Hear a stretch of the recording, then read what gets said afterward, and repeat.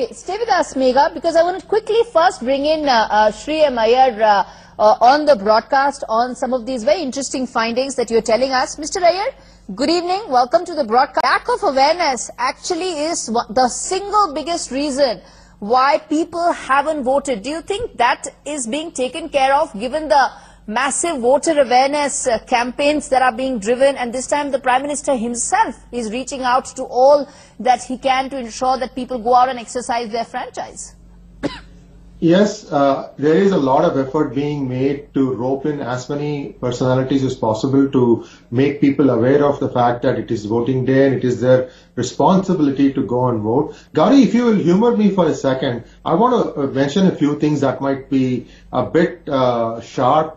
One of the things is that every voter who's going to polls must remember that those who have come from Bangladesh or from Rohingyas, these people cannot vote in India. They are not citizens of India.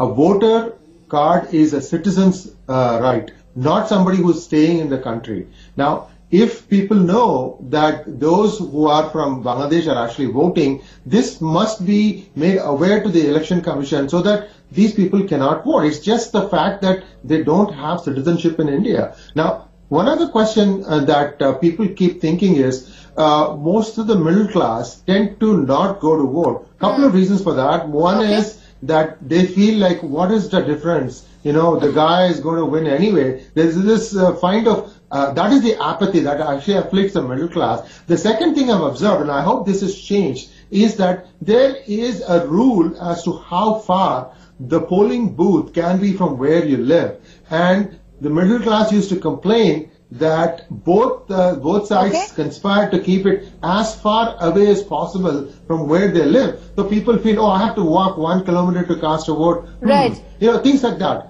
And that needs to be fixed. I mean, especially in cities where you have so many high-rises, each high-rise will easily have 3,000, 4,000 people. I agree with you, sir. I completely agree with you. And I think on this show itself, as we speak about it, I'm telling all our viewers who are tuning in, watching us on our YouTube channel as well as right now on the broadcast, that please exercise your vote. You are an Indian, you have to vote. This is your right. When you stand up for your country, it's your duty. Let's go ahead. Let's also, before I move ahead, Sree Iyer, let me quickly ask you a question about the EVMs. Only 2.5% people think that and doubt the EVMs. How long are we going to continue with the EVM bogey argument? I did a really long, in-depth article on the evolution of EVMs in India, and the current version V3 is very safe, and it has a very small fail mechanism. I mean, machines will fail. That's going to happen. Now, what I would be curious to know is how Supreme Court is going to rule. In my opinion, 10% of all the EVMs have to be cross-checked. That means the manual printed receipts should be cross-checked with the electronic count. For 10%, not 50%. 50% will take too long, but 10% is a good number. It gives you a good feeling about how reliable a vote is. Remember that if rigging were to happen, it will happen only on a particular constituency. It's not going across, and it's impossible to do that. Okay.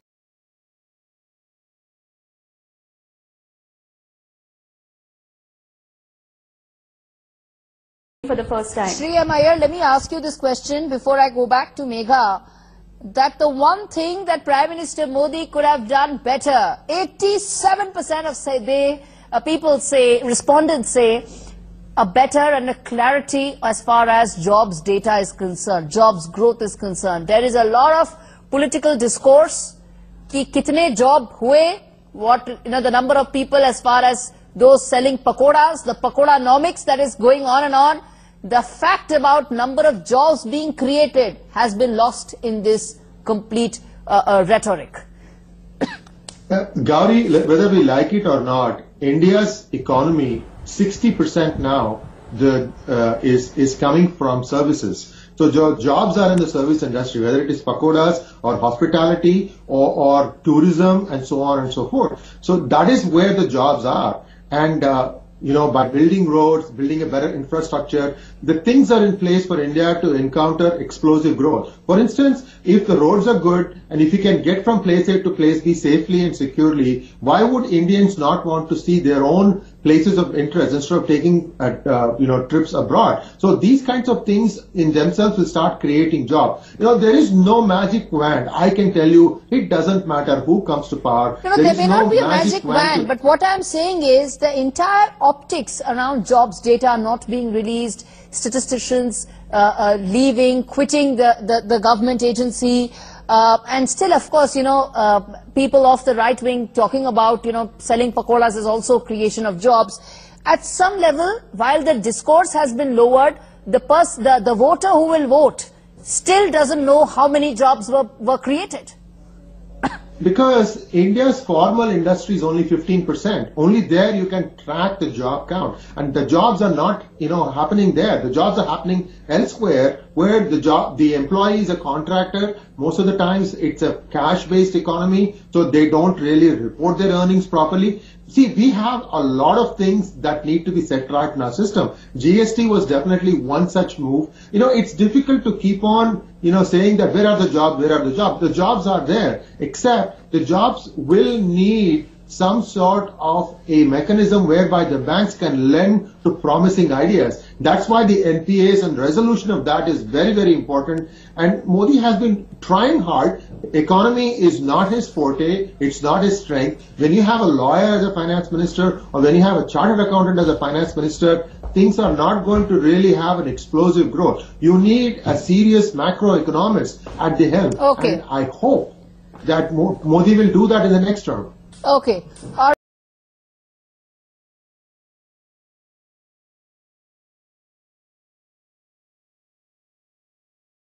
Right. Let's get in Sree Iyer. Yes. I have one suggestion for Prime Minister Modi, and I always give unsolicited advice.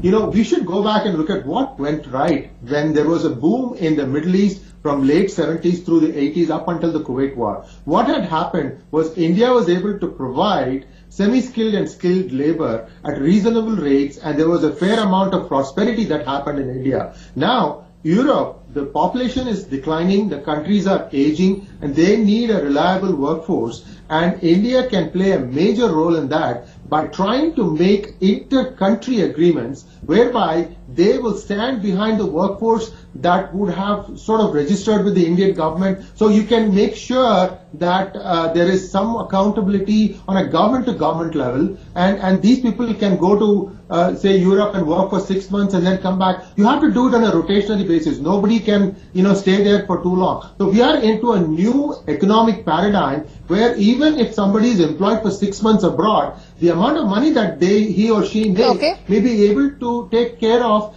some time where you'll be actually not working back in India. But this has to be done in a very systematic, regularized approach. And I'm sure these will create very good jobs. Already it is happening. It is just not organized. Okay. So when it is not organized, what happens is when there is geographic tension in a certain area, people come rushing back. The Ministry of External Affairs, brings them at the government's cost, only for them to go right back. You have to have a regulated access so that, these things don't just like that happen at the drop of a hat, that there is an organized way to exchange these kinds of methods. So that is my 2 cents. Okay, all right.